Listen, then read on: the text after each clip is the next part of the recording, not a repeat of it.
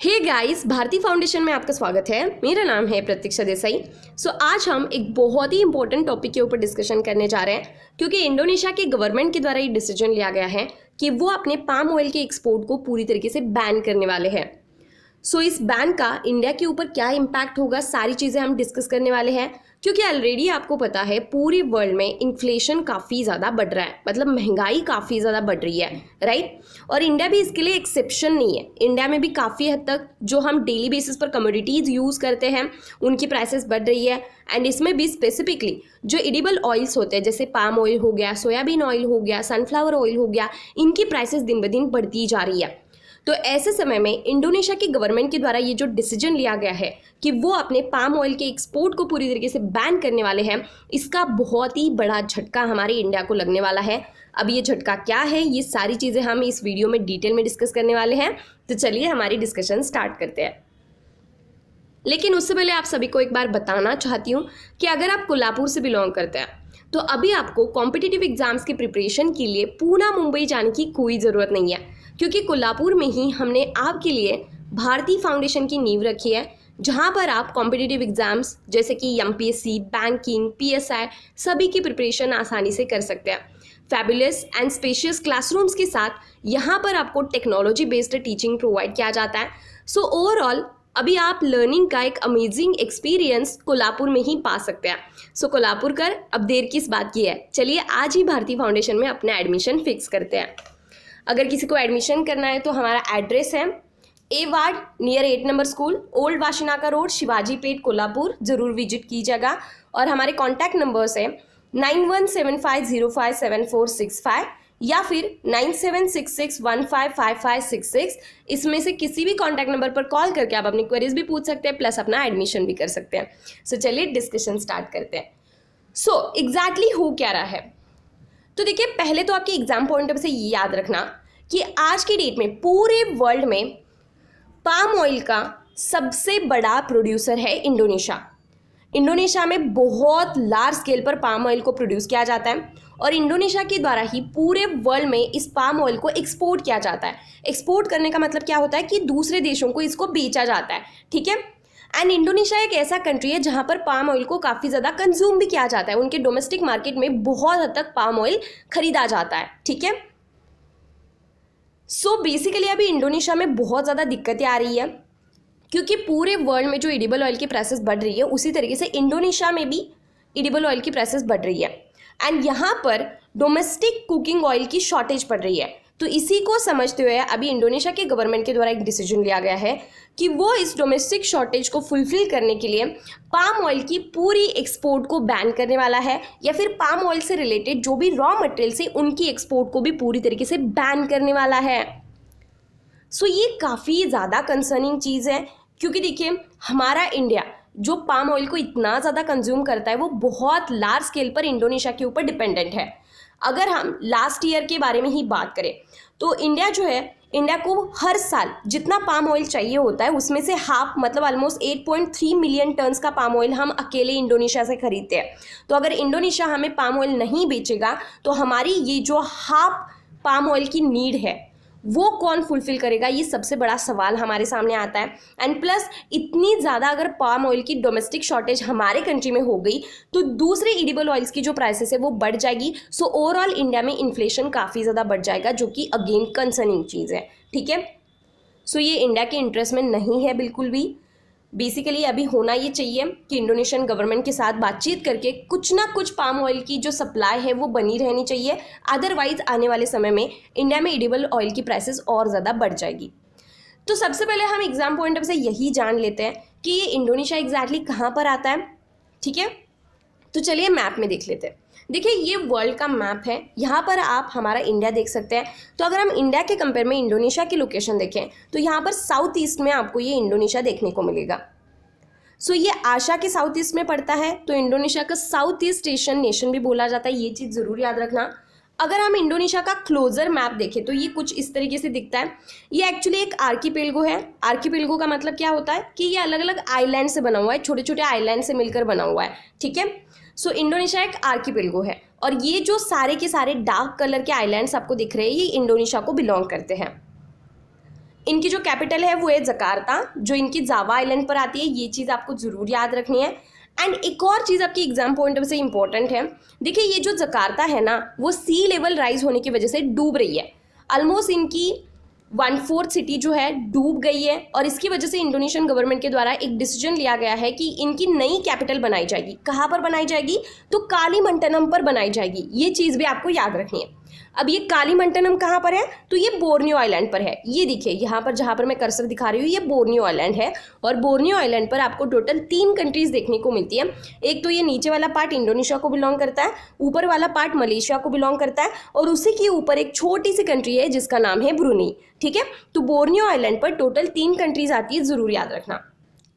अब अगर आपको एग्जाम में ऐसा क्वेश्चन पूछा जाता है कि इंडोनेशिया जो है कौन कौन से कंट्रीज के साथ अपनी लैंड बॉर्डर शेयर करता है, तो इसमें सबसे पहले मलेशिया आएगा, इसके बाद पपुआ न्यू गिनी आएगा, एंड लास्ट में ईस्ट तिमोर आएगा। तो तीनों कंट्रीज के बारे में याद रखना। ठीक है, तो चलिए अभी देख लेते हैं पाम ऑयल के बारे में।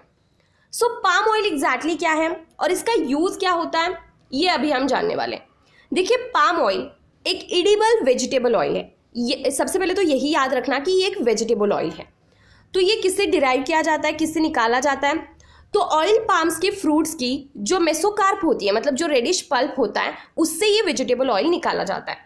और ये जो पाम ऑयल होता है उसके बहुत सारे यूजेस होते हैं। सिर्फ कुकिंग ऑयल की तरह ही इसको यूज़ नहीं किया जाता, बल्कि कॉस्मेटिक्स में, या फिर जो प्रोसेस्ड फूड्स होते हैं, केक्स होते हैं, चॉकलेट्स, स्प्रेड्स, सोप्स होते हैं, शैम्पू होते हैं, या फिर क्लीनिंग प्रोडक्ट्स होते हैं, इनमें भी पाम ऑयल को यूज़ किया जाता है।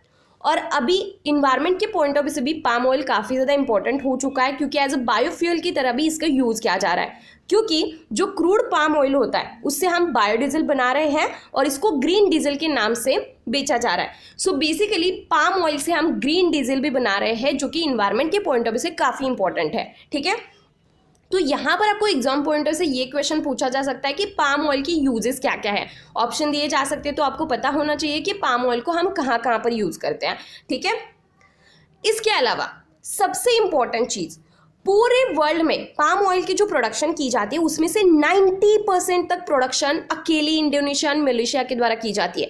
ये चीज़ आपको जरूर याद रखनी है। मतलब सारे वर्ल्ड में जितनी भी पाम ऑयल की प्रोडक्शन होती है उसमें से 90% इंडोनेशिया और मलेशिया के द्वारा की जाती है। सो ओवरऑल पाम ऑयल के प्रोडक्शन में इनकी हेजेमनी क्रिएट हो गई है, ऐसा आप बोल सकते हैं। ठीक है, एंड अगर हम 2021 के अकॉर्डिंग देखें तो इंडोनेशिया के द्वारा अकेले 45 मिलियन टन्स तक पाम ऑयल को प्रोड्यूस किया था।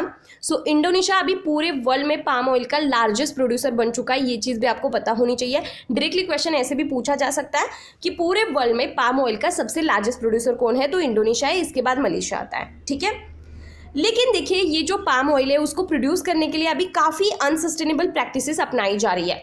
Unsustainable practices in the sense, palm oil को प्रोड्यूस करने के लिए काफ़ी डिफॉरेस्टेशन किया जा रहा है, दूसरे पेड़ों को काटा जा रहा है। इसके अलावा कॉलोनियल इरा के दौरान, मतलब ब्रिटिशर्स के दौरान, जिस तरीके की एक्सप्लॉयटेटिव लेबर प्रैक्टिसेस को अपनाया जाता था, लेबर्स को काफ़ी ज़्यादा एक्सप्लॉयट किया जाता था, उस तरीके की प्रैक्टिसेस अभी पाम ऑयल की प्रोडक्शन में अपनाई जा रही है। तो ये सारी चीज़ें गलत है, और इसकी वजह से ये जो ऑयल पाम इंडस्ट्री है वो काफ़ी ज़्यादा क्रिटिसिज्म भी फेस कर रही है। तो ये चीज़ पता होनी चाहिए। ठीक है, लेकिन अगर हम पाम ऑयल के इम्पोर्टेंस की बात करें तो ऑब्वियसली दूसरे ऑयल्स के कंपेयर में ये जो पाम ऑयल होता है काफ़ी इनएक्सपेंसिव होता है, काफ़ी चीप रेट पर आता है as compare to soybean oil या फिर as compare to sunflower oil. आप देखोगे कि पाम ऑयल की जो प्राइसेस होती है वो कम होती है। एंड अगर हम एक तरफ 1 हेक्टर में सोयाबीन के प्लांट को प्रोड्यूस करें तो उससे जो ऑयल निकलता है, एंड 1 हेक्टर में अगर हम पाम ऑयल को प्रोड्यूस करें तो उससे जो ऑयल निकलता है वो सबसे ज़्यादा होता है। ठीक है, सोयाबीन के कंपेयर में पाम ऑयल सबसे ज़्यादा निकलता है। सो बेसिकली कम से कम लागत पर हम पाम ऑयल की प्रोडक्शन काफ़ी ज़्यादा कर सकते हैं। तो इसी के हिसाब से ये काफ़ी इंपॉर्टेंट है। ठीक है, तो ये चीज़ ज़रूर याद रखना कि दूसरे वेजिटेबल ऑयल प्लांट्स के कंपेयर में पर हेक्टर में पाम ऑयल की प्रोडक्शन ज़्यादा होती है। तो अभी हम ये देख लेते हैं कि पूरे ग्लोबल सप्लाई चेन में ये जो पाम ऑयल है इसकी इंपॉर्टेंस क्या है। क्यों इतना इंपॉर्टेंट है और इंडोनेशिया के द्वारा ये जो एक्सपोर्ट बैन करने का डिसीजन किया गया है, क्या वो सिर्फ इंडिया को अफेक्ट करेगा या फिर पूरे वर्ल्ड को अफेक्ट करेगा?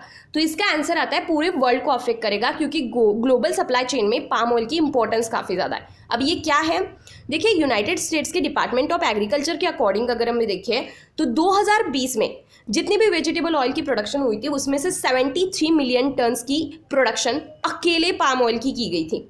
सो इतने लार्ज स्केल पर ये पाम ऑयल प्रोड्यूस किया जाता है। एंड अभी फाइनेंशियल ईयर 2022-23 में ये जो पाम ऑयल की प्रोडक्शन है वो 77 मिलियन टन्स की जाएगी, ऐसा बोला जा रहा है। ठीक है, अगर हम रॉटर्स के अकॉर्डिंग देखें, अब ये क्या है, ये एक्चुअली इंटरनेशनल न्यूज़ ऑर्गेनाइजेशन है, ये पूरे इंटरनेशनल या फिर वर्ल्ड में काम करती है। ठीक है, तो इन्होंने ये बोला है कि पूरे वर्ल्ड में आज की डेट में 4 सबसे ज़्यादा एडिबल ऑयल्स यूज़ किए जाते हैं और इसमें से सबसे पहला नंबर पाम ऑयल का होता है, क्योंकि ग्लोबल सप्लाई चेन में जितने भी एडिबल ऑयल्स यूज़ किए जाते हैं उसमें से 40% तक अकेला पाम ऑयल यूज़ किया जाता है। सो पाम ऑयल की इंपॉर्टेंस यहीं पर बढ़ जाती है। ठीक है, दूसरे नंबर पर सोयाबीन ऑयल है, तीसरे नंबर पर रेपसीड है जिसको हम कैनोला बोलते हैं, एंड चौथे नंबर पर सनफ्लावर ऑयल है। तो सभी के बारे में याद रखना, क्योंकि यहाँ पर आपको इंक्रीजिंग या फिर डिक्रीजिंग ऑर्डर में लगाने के लिए भी पूछा जा सकता है। ठीक है, एंड ये जो भी पाम ऑयल की ग्लोबल सप्लाई होती है या फिर ग्लोबल एक्सपोर्ट होता है उसमें से 60% ग्लोबल सप्लाई अकेले इंडोनेशिया के द्वारा किया जाता है। सो अगर इंडोनेशिया यहाँ पर पाम ऑयल के एक्सपोर्ट को बैन करेगा तो ये जो 60% पाम ऑयल का ग्लोबल सप्लाई है वो कहीं ना कहीं रुक जाएगा और इसकी वजह से पाम ऑयल की प्राइसेस या फिर दूसरे एडिबल ऑयल की प्राइसेस काफ़ी ज़्यादा बढ़ने वाली है। इन द सेंस अभी जो पूरे वर्ल्ड में इन्फ्लेशन चल रहा है वो और ज़्यादा बढ़ने वाला है, तो ये काफ़ी कंसर्निंग चीज़ है। ठीक है, तो चलिए देख लेते हैं अभी ये जो एडिबल ऑयल की प्राइसेस है वो इतनी ज़्यादा क्यों राइज हो रही है। इंडोनेशिया में इतना प्रोडक्शन होने के बावजूद वहाँ पर भी एडिबल ऑयल की प्राइसेस क्यों राइज हो रही है? तो इसके पीछे बहुत सारे रीजन्स है, ऐसा नहीं है कि कुछ एक ही रीज़न है, बहुत सारे रीज़न है। ठीक है, स्पेसिफिकली अगर हम इंडिया की बात करें तो देखिए इंडिया में एडिबल ऑयल्स पहले से ही कम प्रोड्यूस किए जाते हैं, ऊपर से हमारे यहाँ पर पाम ऑयल का इस्तेमाल काफ़ी ज़्यादा किया जाता है, लेकिन ये जो पाम ऑयल है वो भी हम दूसरे कंट्री से जैसे इंडोनेशिया से वगैरह इंपोर्ट करके ही यूज़ करते हैं। ठीक है, सो बेसिकली इंडिया जो है पाम ऑयल का बिगेस्ट इंपोर्टर है, मतलब सबसे ज़्यादा पाम ऑयल को हम ही इंपोर्ट करते हैं। ठीक है, और ये जो पाम ऑयल है उसकी अभी शॉर्टेज पड़ रही है। पाम ऑयल के साथ साथ जो दूसरे वेजिटेबल ऑयल्स है जैसे सोयाबीन ऑयल हो गया, सनफ्लावर ऑयल हो गया, रेपसीड का ऑयल हो गया, इन सभी की शॉर्टेज पड़ रही है और शॉर्टेज पड़ने की वजह से इनकी डिमांड बढ़ रही है और डिमांड बढ़ती है तो आपको पता है प्राइसेस अपने आप से ही बढ़ जाती है, राइट। तो इन सारे रीजंस की वजह से पूरे जो एडिबल ऑयल्स है उनकी प्राइसेस बढ़ रही है। अभी हम ये देख लेते हैं कि सोयाबीन ऑयल की प्रोडक्शन क्यों कम हो रही है। सोयाबीन को सबसे ज़्यादा अर्जेंटीना के द्वारा प्रोड्यूस किया जाता है। अर्जेंटीना ये साउथ अमेरिका में एक कंट्री है तो उनके द्वारा प्रोड्यूस किया जाता है, लेकिन अर्जेंटीना में अभी पुअर सोयाबीन सीजन देखा गया तो सोयाबीन जितना प्रोड्यूस होना चाहिए था उतना नहीं हो पाया है, जिस वजह से सोयाबीन ऑयल की प्रोडक्शन कम हो गई है। तो ऑब्वियसली इसकी प्रोडक्शन भी कम हो गई, पाम ऑयल को अभी बैन किया जा रहा है, राइट। इसके बाद अगर हम कैनोला ऑयल मतलब रेपसीड के ऑयल की प्रोडक्शन की बात करें तो ये भी कनाडा में लास्ट ईयर ड्रॉट की वजह से काफ़ी ज़्यादा इम्पैक्टेड हुई थी। अगर हम सनफ्लावर ऑयल की बात करें तो सनफ्लावर को ज़्यादातर रशिया और यूक्रेन के द्वारा प्रोड्यूस किया जाता है और अभी तो आपको पता है रशिया और यूक्रेन के बीच में वार चल रहा है। सो बेसिकली इस वार की वजह से 80 से लेकर 90% जो सनफ्लावर ऑयल की सप्लाई है या प्रोडक्शन है वो हिट हो चुकी है। तो इसकी वजह से एडिबल ऑयल्स की प्राइसेस काफ़ी ज़्यादा बढ़ रही है। ऊपर से पैंडेमिक भी चल रहा है, right. Ukraine crisis and pandemic की वजह से ये प्राइसेस बढ़ रही है, ऐसा आप बोल सकते हैं। तो अभी हम ये देख लेते हैं कि इंडिया के ऊपर इसका क्या इम्पैक्ट होगा। ऑब्वियसली इंडिया के ऊपर इसका बहुत ज़्यादा इम्पैक्ट होने वाला है, क्योंकि सबसे पहले तो इंडिया पाम ऑयल का सबसे बिगेस्ट इंपोर्टर है। तो इंडोनेशिया अगर हमें ये पाम ऑयल नहीं देता है तो हमारे कंट्री में एडिबल ऑयल्स की कमी हो जाएगी, राइट। एंड इसकी प्राइसेस काफ़ी ज़्यादा बढ़ जाएगी जिसकी वजह से कंज्यूमर को भुगतना पड़ेगा। ऑलमोस्ट देखिए 40% जो वेजिटेबल ऑयल की कंजम्पशन है वो हम पाम ऑयल की करते हैं और बाकी के जो ऑयल्स होते हैं उनकी 60% तक कंजम्पशन करते हैं। तो पाम ऑयल की जो कंजम्पशन है वो काफ़ी लार्ज स्केल पर होती है हमारे यहाँ पर। एंड जैसे कि मैंने आपको पहले बताया था जितना एन्युअली हम पाम ऑयल यूज़ करते हैं उसमें से हाफ मतलब 8.3 मिलियन टन का पाम ऑयल हम अकेले इंडोनेशिया से खरीदते हैं। तो इंडोनेशिया ये नहीं बेचेगा, बहुत ज़्यादा दिक्कत आने वाली है और इससे हमारा होलसेल इन्फ्लेशन काफ़ी ज़्यादा बढ़ने वाला है। तो अभी वे फॉरवर्ड क्या हो सकता है, मतलब इसके रिगार्डिंग हम क्या सॉल्यूशन निकाल सकते हैं ये भी एक बारी जान लेते हैं, क्योंकि आपको डायरेक्टली पूछा जा सकता है किस तरीके से आप इस सिचुएशन को टैकल करोगे। कभी कभी इंटरव्यू में भी इस तरीके के क्वेश्चन पूछे जाते हैं, तो यहाँ पर आपको पता होना चाहिए। तो सबसे पहला वे फॉरवर्ड यही है कि आप डोमेस्टिक यील्ड को इंक्रीज कीजिए, मतलब डोमेस्टिकली जो एडिबल ऑयल्स की प्रोडक्शन है उसको आप बढ़ाइए, ठीक है। तो इंडिया की कुकिंग रिक्वायरमेंट्स के अकॉर्डिंग पाम ऑयल की प्रोडक्शन को हमें बढ़ाना चाहिए। इंडियन फार्मर्स को हमें इंसेंटिव्स देने चाहिए ताकि वो पाम ऑयल के एरिया को और ज़्यादा एक्सपांड करें और हमारी कंट्री में पाम ऑयल की प्रोडक्शन बढ़ाए, क्योंकि हमारी कंट्री में अगर पाम ऑयल को प्रोड्यूस किया जाएगा तो दूसरे कंट्री से जैसे इंडोनेशिया से वगैरह हमें पाम ऑयल खरीदने की ज़रूरत नहीं पड़ने वाली है, ठीक है। और इसके लिए लास्ट ईयर हमारे सेंटर के द्वारा, मतलब सेंट्रल गवर्नमेंट के द्वारा national mission on edible oil palm, ये एक मिशन चलाया था, तो इसको भी हम अच्छी तरीके से इम्प्लीमेंट कर सकते हैं ताकि पाम ऑयल की प्रोडक्शन को बढ़ाया जा सके। तो इस मिशन के बारे में ज़रूर याद रखना। इसके बाद दूसरा वे फॉरवर्ड ये है कि हम डाइवर्सिफिकेशन ला सकते हैं। देखिए, अगर आप एक ही ऑयल को ज़्यादा कंज्यूम करते हैं तो ऑब्वियसली कभी ना कभी उसकी प्रोडक्शन कम ज़्यादा होगी, तो आपको डाइवर्सिफिकेशन लाने की ज़रूरत है, राइट। मतलब डाइवर्सिफाई कीजिए। सो बेसिकली पाम ऑयल के ऊपर डिपेंडेंट ना होते हुए सोयाबीन ऑयल की थोड़ी प्रोडक्शन बढ़ा दीजिए, उसकी कंजम्पशन बढ़ा दीजिए, तो डाइवर्सिफिकेशन होना चाहिए। एंड प्लस देखिए, सबसे पहले तो हमें ये करना चाहिए कि इंडोनेशिया के ऊपर इतनी ज़्यादा जो हमारी डिपेंडेंसी है कि हम इंडोनेशिया से ऑलमोस्ट हाफ पाम ऑयल को खरीदते हैं, तो वो डिपेंडेंसी पहले तो हमें कम करनी चाहिए और दूसरे कंट्रीज से भी हमें पाम ऑयल्स को प्रोक्योर करना चाहिए, ठीक है। थोड़ा महंगा भी बढ़े तो ठीक है, लेकिन दूसरे कंट्रीज़ के ऊपर भी डिपेंडेंसी बढ़ाइए, एक कंट्री के ऊपर आपको डिपेंडेंट नहीं रहना है। एंड दूसरी चीज़ ये है कि जो ट्री बॉर्न ऑयल सीड्स होते हैं जैसे साल, माहुआ, ऑलिव, जात्रोफा, नीम, जाजोबा, वाइल्ड एप्रिकॉट, वॉलनट, ठंग, इस तरीके के जो अल्टरनेटिव ऑयल सीड्स है जिनसे ऑयल निकाला जा सकता है, उनको भी हमें और ज़्यादा बढ़ावा देना चाहिए ताकि स्पेसिफिकली पाम ऑयल के ऊपर, सोयाबीन ऑयल के ऊपर हमारी ज़्यादा डिपेंडेंसी ना रहे, ठीक है। तो ये वे फॉरवर्ड में आप लिख सकते हैं। सो फाइनली अभी मैं आपको क्वेश्चन पूछने वाली हूँ क्योंकि टॉपिक पूरा कंप्लीट हो चुका है। चलिए देखते हैं कितने लोगों को याद है। तो इंडोनेशिया जो है वो इनमें से कौन से कंट्री के साथ अपनी लैंड बॉर्डर शेयर नहीं करता, वो आपको मुझे बताना है। यहाँ पर आपको 4 कंट्रीज़ के नाम दिए गए हैं और इनमें से कौन से कंट्री के साथ वो अपनी लैंड बॉर्डर शेयर नहीं करता वो बताना है। सो आपके लिए ऑप्शन है A Philippines, B Malaysia, C East Timor and D Papua New Guinea. चलिए फटाफट से आंसर कीजिए। सो ये है हमारे इस वीडियो का। अगर आपको वीडियो पसंद आया हो तो प्लीज़ इसे ज़्यादा से ज़्यादा लाइक कीजिए और शेयर कीजिए ताकि मैं भी मोटिवेट हूँ। इसी तरीके के अदर एजुकेशनल वीडियोज़ देखने के लिए हमारे चैनल को सब्सक्राइब करना बिल्कुल मत भूलिएगा। सो thank you so much for watching this video and all the very best for your exams.